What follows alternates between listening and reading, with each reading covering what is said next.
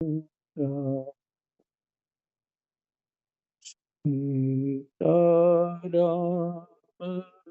जय जय सीताराम। राधे श्याम जय जय राधे श्याम। श्री गणेशाय नमः। श्री सीतारामाभ्यां नमः। श्री हनुमते नमः। श्री उमापते श्री गुरुवे सब संतन की जय जय जय जय सीताराम। राधे श्याम।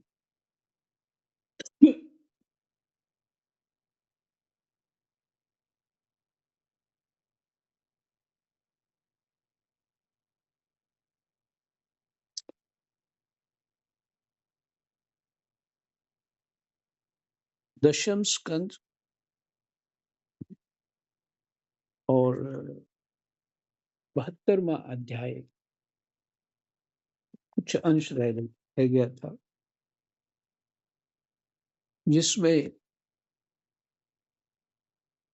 भगवान श्री कृष्ण, अर्जुन और भीम ब्राह्मण बन के जरासंध के यहाँ याचना करने के लिए पहुंचे।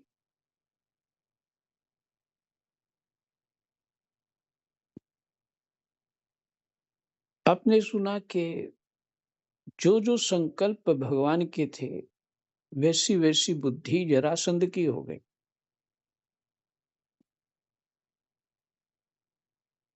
भगवान का संकल्प था कि इसको मल युद्ध में मारने, तो जरासंध भी उस समय यही चिंतन करने लगा, कोई भी हो मेरे से मांगने आए हैं तो मैं दूंगा, भले भले मेरा शरीर नष्ट हो जाए। तो अम्बरीश, राजा हरिश्चंद्र, उनकी सब जो है कथाएं याद आ गई उसको। और पहले तो भूमिका ही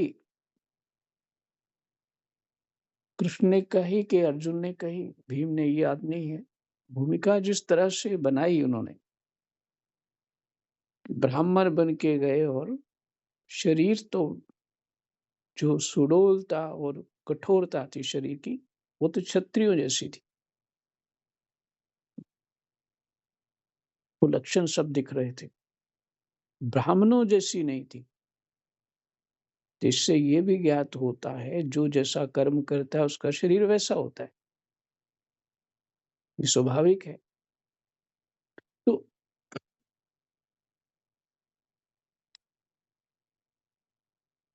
तो भूमिका इस प्रकार बनाई कि जरासंध की बुद्धि को परिवर्तन कर दिया। और उसके बाद जो इनके संकल्प थे, वो जरासंध को भी वही संकल्प चित्त में होने लगे।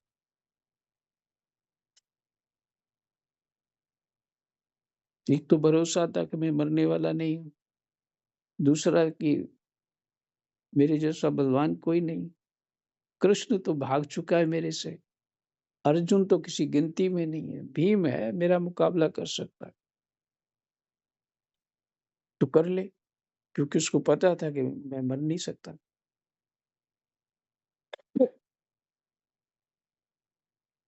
पर भगवान जो चाहे वो सब कुछ कर सकते, इसलिए भगवान सत्य संकल्प है। भगवान को इसीलिए उनको सत्य संकल्प कहा जाता है।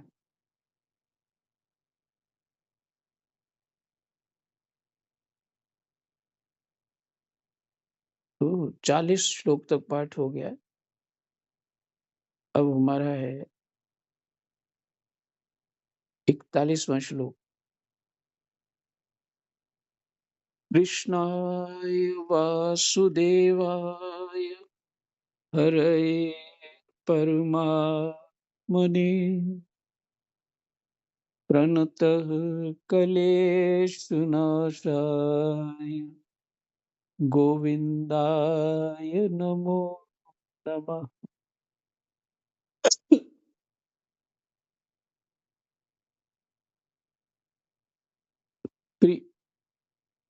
प्रिय परीक्षित, 28वें दिन भीमसेन ने अपने ममेरे भाई श्री कृष्ण से कहा, श्री कृष्ण, मैं युद्ध में जरासंध को जीत नहीं सकता।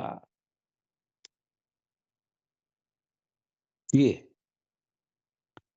पहले तो भीम की अकड़ ठीक कर दी। ये भगवान की लीला है भाई।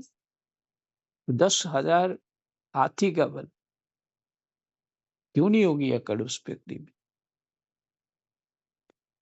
और एक प्रसंग है, द्रौपदी के लिए एक फूल लेने जाना था, उस पूजा के लिए अथवा किसी कार्य के लिए हिमालय में। तो भीमसेन इतनी तेजी से चले, इतनी तेजी से दौड़े कि जहां जहां वो पैर रखते वहां के पेड़ उखड़ जाते उनकी हवा से। पैर तो बचा के रखते, लेकिन इतनी तेज चले कि पेड़ उखड़ जाते उनकी पैर की हवा से। और हिमालय से वो पुष्प ला के दिया। तो बल कितना है। आज के जीव में एक हाथी के बराबर बल हो जाए तो अपने को अजर अमर समझेगा, किसी की मानेगा नहीं। लेकिन जरासंध फिर भी धर्म और ब्राह्मणों की सेवा और अपने कर्म धर्म सब ठीक करता था। लेकिन जिसकी आकांक्षाएं थी विचित्र, सभी राजाओं की बलि दे दूंगा और भी बलवान हो जाऊंगा।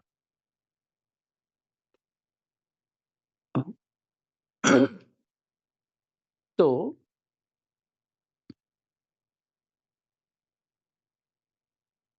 भीम की जो बल की जो स्थिति थी, वो तो समझ आ गया भीम को कि नहीं। और बहुत अच्छी बात है, भीम का प्राणायाम हो गया ठीक से, जिसे प्राणायाम में लाभ होता है इसी तरह 28 दिन के बाद उसकी हड्डियां ढीली होने लगी। और वो रात को खाते पीते, उसके बाद सुबह सूर्य उदय होने पे युद्ध करते, जो भी समय रखा होता। और संध्या तक जो सूर्य ढलने लगता तो संध्या होती, उसी समय शंख बज जाता तो वो अपना फिर युद्ध रोक देते। और उसके बाद फिर अपना वो स्नान करके संध्या वंध्या करते और फिर रात को इकट्ठे सोते, एक ही जगह सोते, सभी के सभी एक ही जगह सोते। तो फिर उसके बाद सुबह फिर युद्ध होता। ये कमाल है।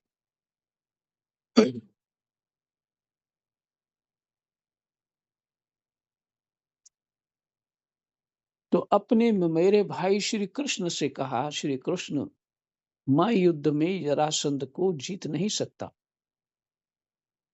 भगवान श्री कृष्ण जरासंध के जन्म और मृत्यु का रहस्य जानते थे और यह भी जानते थे कि जरा राक्षसी ने जरासंध के शरीर के 2 टुकड़ों को जोड़कर इसे जीवन दान दिया है।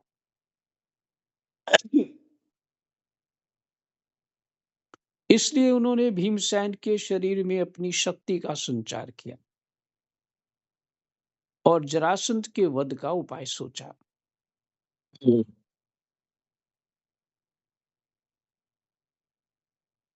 वैसे सभी जीव अपना बल तो लगाते ही हैं, पर परमात्मा की कृपा, उनके बल के बिना जीव सफल नहीं हो पाता है।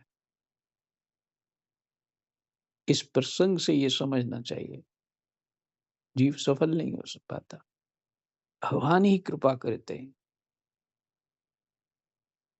पर भीम ने प्रार्थना तो करी, मैं लड़ तो रहा हूं पूरी जीन जान से, अब मेरे बस में नहीं है, आपसे प्रार्थना है कि मैं तो हार जाऊं। तो भगवान जीतना चाहते या कहिए जिताना चाहते। तो अपनी शक्ति का संचार किया इसलिए उन्होंने भीमसेन के शरीर में अपनी शक्ति का संचार किया और जरासंध के वध का उपाय सोचा। परीक्षित, भगवान का ज्ञान अबाध है, कभी भी उसमें बाध नहीं होता, कोई रुकावट नहीं आती। अब उन्होंने उसकी मृत्यु का उपाय जानकर एक वृक्ष की डाली को बीचों बीच से चीर दिया और इशारे से भीमसेन को दिखाया। वीर शिरोमणि एवं परम शक्तिशाली भीमसेन ने भगवान श्री कृष्ण का अभिप्राय समझ लिया। ये भी समझा अभिप्राय, इशारा भी भगवान की कृपा से ही समझ पाया वो भीम, नहीं तो कुछ और समझ लेता तो। जरासंध के पैर पकड़कर उसे धरती पर दे मारा।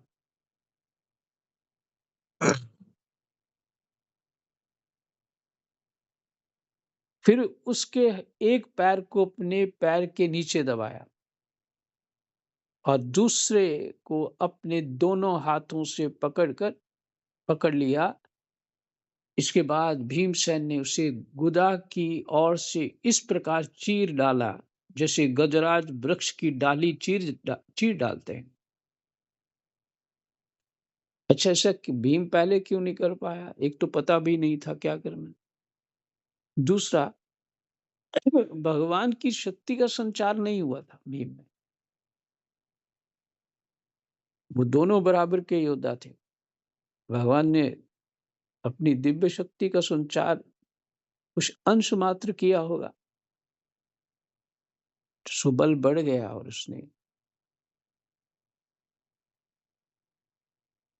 चीर डाला। लोगों ने देखा कि जरासंध के शरीर के दो टुकड़े हो गए हैं और इस प्रकार उनके एक एक पैर, जांग, अंडकोश, कमर, पीठ, स्तन, कंधा, भुजा, नेत्र, भौं और कान अलग अलग हो गए। एकदम दोनों अलग हो गए। फिर इतना सटीक बीचों बीच से उसको फाड़ दिया। मगध राज जरासंध की मृत्यु हो जाने पर वहां की प्रजा बड़े जोर से हाय हाय पुकारने लगी। विचार किया जाए कि इतने बलवान आदमी को चीरा होगा उसने, तो जोर कितना लगा। और दूसरी बात यह है, वहां रक्त कितना फैल गया होगा। या लड़ रहे होंगे तो वो भर ही गया होगा, क्योंकि वो छोटे मोटे शरीर नहीं।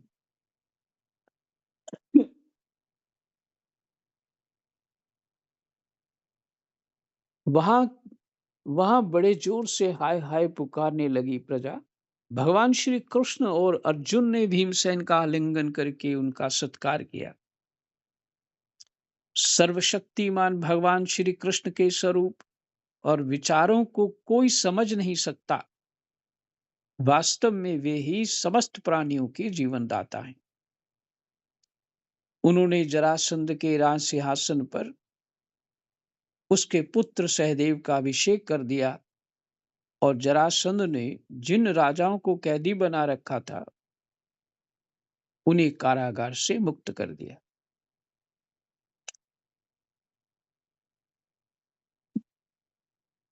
भगवान राम जी ने यहाँ भी युद्ध किए, उस राजा को मारा लेकिन उसका राज्य नहीं लिया, उसके पुत्र को ही वहां पे बिठाया और लंका में भी भविष्य को ही बिठाया, किसी का राज्य हड़पा नहीं। हाँ, वो लोग स्वतः ही अधीन हो गए, उनके बल को मान करके स्वतः ही अधीन होकर के उनको जो एक नियम होता है कि उस राजा को कुछ ना कुछ टैक्स देना होता है, संभव है वो देते होंगे। तो जरासंध का पुत्र को बैठा दिया और इधर बाली को मारा था तो सुग्रीव को बैठा दिया था।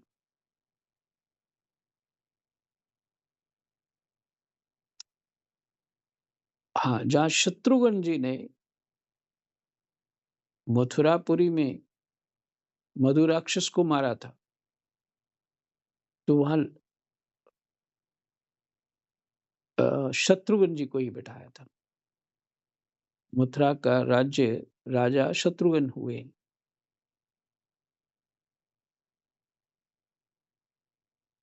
तो सबको छुड़ा दिया, राजाओं को मुक्त कर दिया।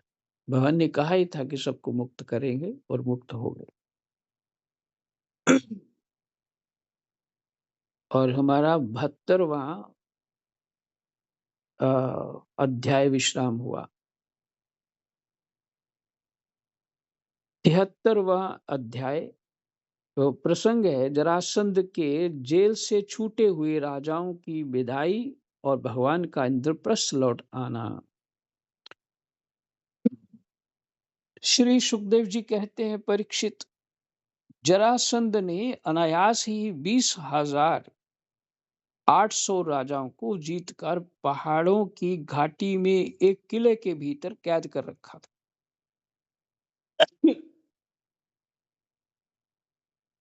बलवान तो था ही वो। भगवान श्री कृष्ण के छोड़ देने पर जब वे वहां से निकले, तब उनके शरीर और वस्त्र मैले हो रहे थे। वे भूख से दुर्बल हो रहे थे और उनके मुंह सूख गए थे। जेल में बंद रहने के कारण उनके शरीर का एक एक अंग ढीला पड़ गया था।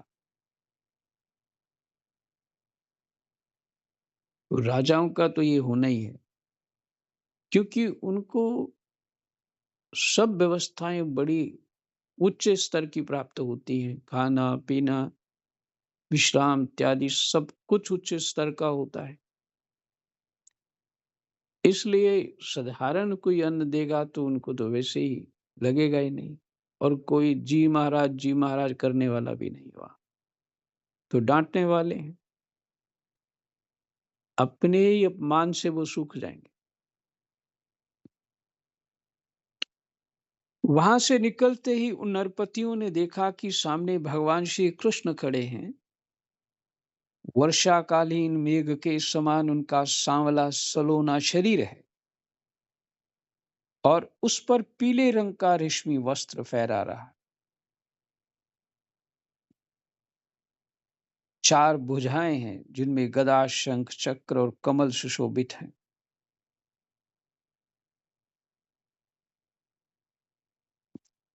अब ये बातें देखिए, उस समय के लोग जो इतना इतना बल शरीर में होता था, वो तो सिर्फ वही अधोवस्त्र मैंने पीताम्बर इत्यादि से भगवान पहनते हैं, धोती इत्यादि, वही वैसे ही लांग वाली धोती पहनते थे और ऊपर के शरीर में कुछ पटका इत्यादि ऐसे डाल देते थे। इस तरह से उनका रहन सहन, सर्दी गर्मी का इतना बलवान शरीर पे असर नहीं होता।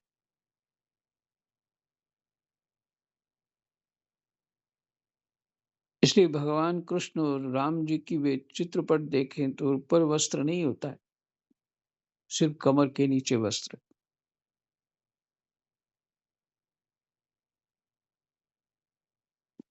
चार भुजाएं हैं जिनमें गदा, शंख, चक्र और कमल सुशोभित हैं। वक्षस्थल पर सुनहली रेखा श्री वत्स का चिन्ह है और कमल के भीतरी भाग के समान कोमल रत्नारे नेत्र हैं। सुंदर बदन, प्रसन्नता का सदन, कानों में मकराकृत कुंडल झिलमिला रहे हैं। सुंदर मुकुट, मोतियों का हार, कड़े, करधनी और बाजूबंद अपने अपने स्थान पर शोभा पा रहे हैं। गले में कौस्तुम मणि जगमगा रही है, वनमाला लटक रही है। भगवान श्री कृष्ण को देखकर उन राजाओं की ऐसी स्थिति हो गई मानो वे नेत्रों से उन्हें पी रहे।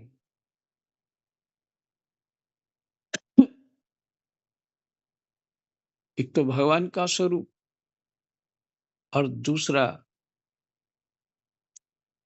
राजाओं की अपनी मानसिक प्रसन्नता छूट गई, भगवान ने छुड़ा दिया। उनका हृदय कितना अधिक भरा होगा, उनके नेत्र जो है, क्या स्थिति होगी, विचार नहीं कर सकता मैं। एक तो छूट गए हैं और फिर भगवान के दर्शन हो रहे हैं, तो शुद्ध बुद्ध तो नहीं होगी, ये तो पक्की बात है।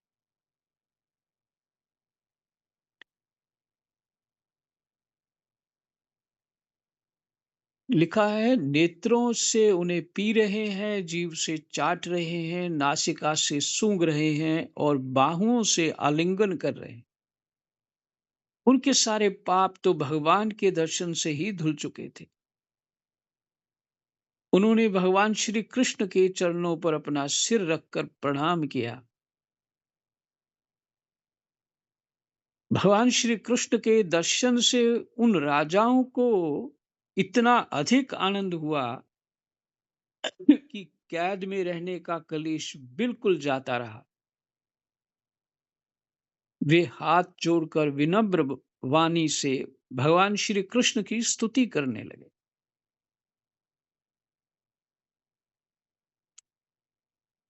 राजाओं ने कहा, शरणागतों के सारे दुख और भय हर लेने वाले देव देवेश्वर सच्चिदानंद स्वरूप अविनाशी श्री कृष्ण, हम आपको नमस्कार करते हैं। आपने जरासंध के कारागार से तो हमें छुड़ा ही दिया।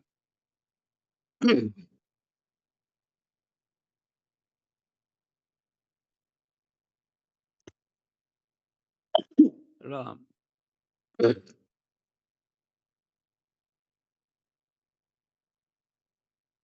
हम आपको नमस्कार करते हैं। आपने जरासंध के कारागार से तो हमें छुड़ा ही दिया। अब इस जन्म मृत्यु रूप घोर संसार चक्र से भी छुड़ा दीजिए।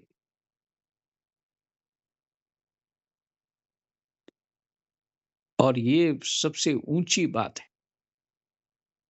जन्म मृत्यु का घोर संसार चक्र। और देखिए, भगवत कृपा से ही ऐसा जीव को पता लग सकता है इस बात का कि मुझे चाहिए क्या वास्तव में। जीव को तो ज्ञान ही नहीं होता कि उसको चाहिए क्या। बस इसको इतना ही पता होता है, सुख चाहिए, और हर जगह वो सुख ढूंढ रहा है। और समस्या ये है कि जिसमें भी सुख दिखता है वहां सुख होता ही नहीं है।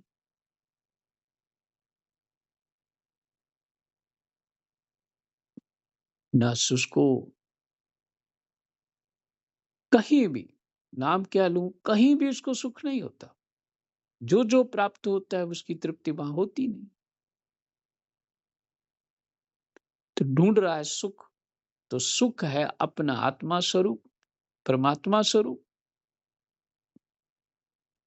और उस दिशा में वो जा ही नहीं पाता। भगवत कृपा के बिना ऐसा संभव नहीं। भगवान ही ना जाने किस पे रीझ जाते हैं। और क्या देख लेते हैं उसमें, ये वही जाने किस पे रीझ जाए। ये किसी को बहुत गुणी होगा उस पे रीझेंगे, नहीं, ऐसा भी नहीं। मूर्खों पे रीझ जाते हैं। हो सकता है मूर्खता पे ही रीझ जाए, किसी दीनता पे रीझ जाए, किसी अकड़ पे ही रीझ जाए। कोई पता नहीं जी, किसी को कोई पता नहीं।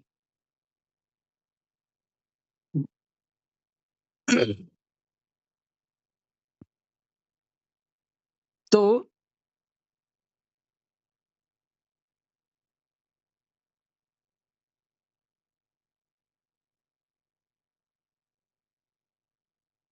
आपने जरासंध के कारागार से तो हमें छुड़ा ही दिया। अब इस जन्म मृत्यु रूप घोर संसार चक्र से भी छुड़ा दीजिए, क्योंकि हम संसार में दुख का कटु अनुभव करके उससे ऊब गए हैं।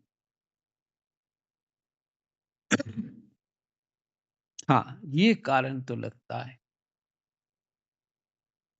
जिस पे कृपा करते हैं उसको ठीक से उसको तपाते भी हैं, ताकि थोड़ा बहुत मन है वहां से निकल जाए इसका। और आपकी शरण में आए हैं प्रभु, अब आप हमारी रक्षा कीजिए।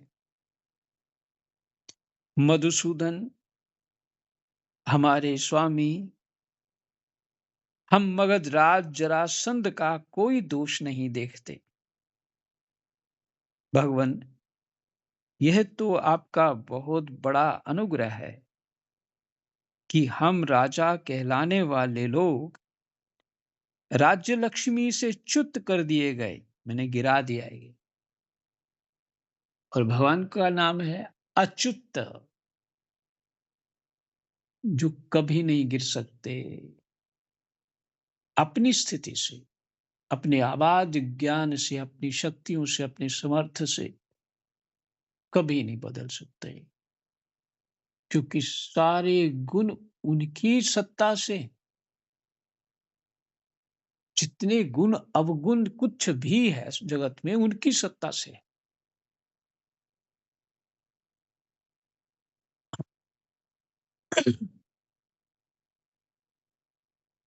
इसलिए गिरा कौन सकता है उनको? ये तो संभव नहीं।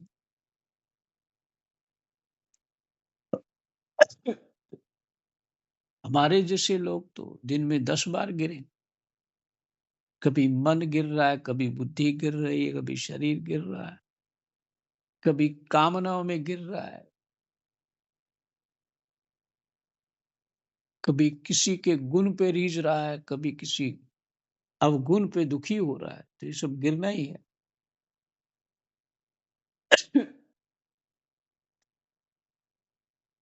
इसलिए हम च्युत कर दिए गए, गिरा दिए गए। क्योंकि जो राजा अपने राज्य ऐश्वर्य के मद से उन्मत्त हो जाता है, उसको सच्चे सुख की, कल्याण की प्राप्ति कभी नहीं हो सकती। जो राजा अपने राज्य ऐश्वर्य के मद से उन्मत्त हो जाता है, उसको सच्चे सुख की, कल्याण की प्राप्ति कभी नहीं हो सकती।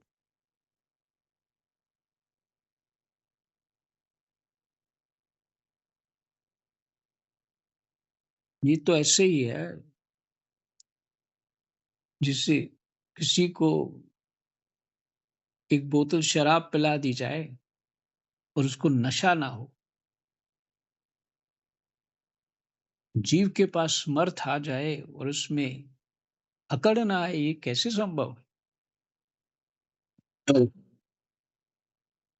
अपने आप को समर्थ, सबने कहा, रावण ने भी यही कहा, क्यों नहीं, मैं अभिमान क्यों ना करूं? वानासुर ने भी यही कहा। औरों ने, बहुत ने, प्रभु मैं क्या करूं, आपकी माया प्रबल है।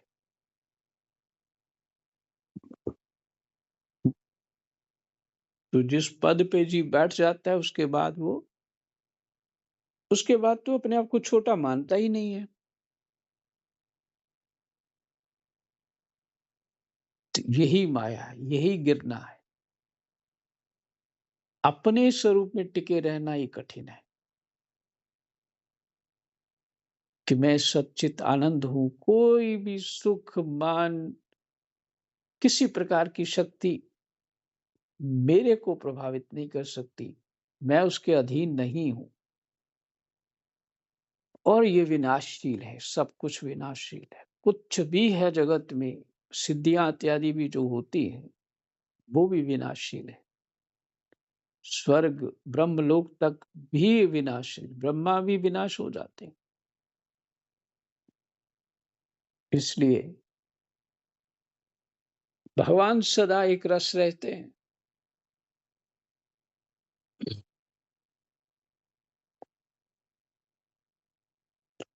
तो जो जीव का अपना स्वरूप है सच्चिदानंद, इस माया के फेर से अपने आप को बचाना है। और वो तो जीव भगवान की कथाओं से ही बच सकता है। मुझे तो कोई उपाय नहीं दिखता उसके अतिरिक्त। अगर कोई कहे कि केवल नाम जप ही करे और या गुरु मंत्र ही करे तो वो हो जाएगा। देखिए वो उनका होगा जिनको पहले से संस्कार है भगवान की महिमा का, उनकी भगवान की महिमा चित्त से कभी जाती नहीं जिनके, उनको तो नाम लाभ देगा ही। पर जिनकी चित्त की वृत्तियां बदलती रहती हैं, हर तरफ गिरती रहती हैं, उनको तो मात्र एक भगवान की कथा का ही आश्रय है और कोई नहीं। बड़े बड़े ऋषि मुनि ब्रह्मा इत्यादि भी हम्म, जितना वर्णन आप सुनेंगे इनकी दिनचर्या का, तो उसमें ये वेद शास्त्रों का पठन पाठन, संतों का चरित्र का वर्णन और महान गुणों का वर्णन वो सुनते रहते। देवता भी, ब्रह्मा शंकर विष्णु तो सुनते ही है, तभी अपने स्वरूप में अपने बल में टिके रहते हैं।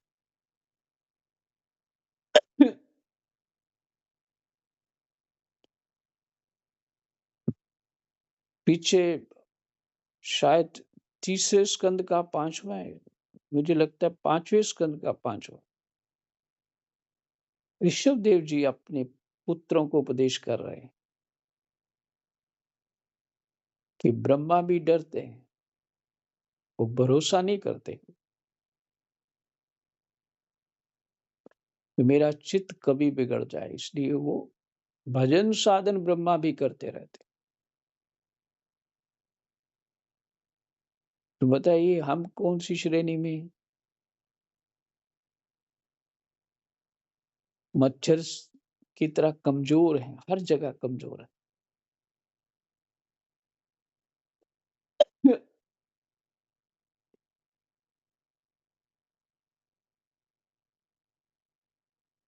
तो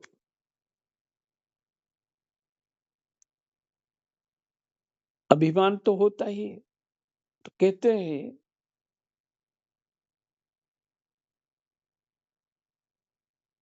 क्योंकि जो राजा अपने राज्य ऐश्वर्य के मत से उन्मत्त हो जाता है, भाई 99% हो ही जाता है, उसको सच्चे सुख की कल्याण की प्राप्ति कभी नहीं हो सकती। वह आपकी माया से मोहित होकर अनित्य संपत्तियों को ही अचल मान बैठता है। जैसे मूर्ख लोग मृग तृष्णा के जल को ही जलाशय मान लेते हैं, वैसे ही इंद्रिय लोलुप और अज्ञानी पुरुष भी इस परिवर्तनशील माया को सत्य वस्तु मान लेते हैं।